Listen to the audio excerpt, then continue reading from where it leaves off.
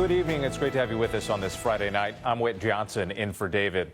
We begin tonight with the International Criminal Court issuing an arrest warrant for Russian President Vladimir Putin, a new effort to bring him to justice for alleged war crimes committed during the war in Ukraine. The ICC in The Hague accusing Vladimir Putin of abducting or forcibly deporting children from Ukraine and sending them to live in Russia. Putin holding a Security Council meeting in Moscow today, the Kremlin firing back at the court, calling the warrant outrageous and unacceptable, saying it does not recognize the ICC and its decisions are legally void. A research report out of Yale identifying 6,000 Ukrainian children taken to Russian facilities since the start of the war, including orphans. The ICC, without its own police force, making it very unlikely Putin will be arrested anytime soon. But the warrant further isolates him and Russia from the rest of the world. The warrant issued just days before China's President Xi meets with Putin in Moscow, his first visit since the invasion of Ukraine more than 1 year ago. ABC's foreign correspondent James Longman leading us off from Ukraine. Tonight, humiliation for Vladimir Putin, the International Criminal Court issuing an arrest warrant for the Russian president, seeking to put him behind bars. Judges at The Hague alleging Putin has committed a war crime for the unlawful transfer of children from occupied areas of Ukraine to the Russian Federation. It is forbidden by international law for occupied powers to transfer civilians from the territory they live in to other territories.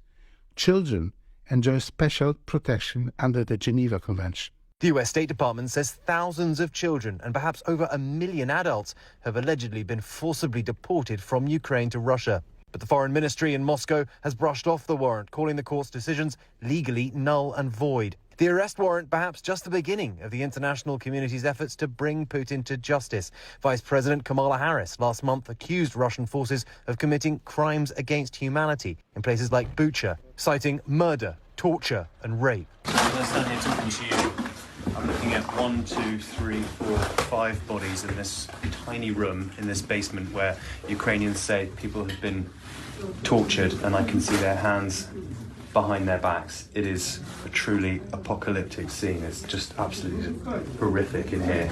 And this is what Ukraine says is happening across this country. Yet today, Putin sought to present himself as commander, not criminal. He announced he'll host China's President Xi on Monday for a state visit. The Kremlin saying the two leaders plan to sign joint declarations, deepening, quote, strategic cooperation. Putin hoping that translates into assistance on the battlefield that his depleted forces badly need. But Xi has positioned himself as a peacemaker in recent weeks, and he can't do that if, as some fear, he does the Kremlin's bidding.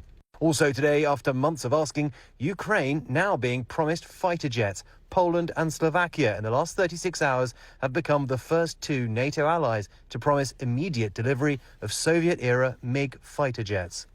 James Longman joining us now from Ukraine. James, several world leaders supporting that arrest warrant for Vladimir Putin, and the White House responding tonight. Yeah, that's right. The National Security Council issued a statement a short while ago to ABC News saying that there is no doubt that Russia is committing war crimes and atrocities in Ukraine, and we have been clear that those responsible must be held accountable. Whit. All right, James, our thanks to you.